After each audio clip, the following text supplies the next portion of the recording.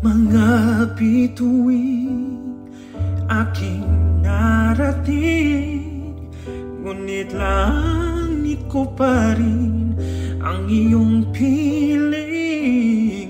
Kapag tayong dalawa'y naging isa, kahit na ilang laksang bituin, di kayang pantiyan aking ningning.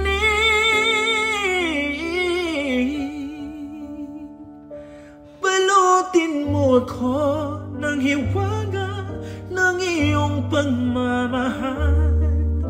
Hayaang matakpan ang kinang na di magtatagal. Mabuti pa kaya'y maging ito'y walang ningning, kung kapalit ito'y walang paglaho mong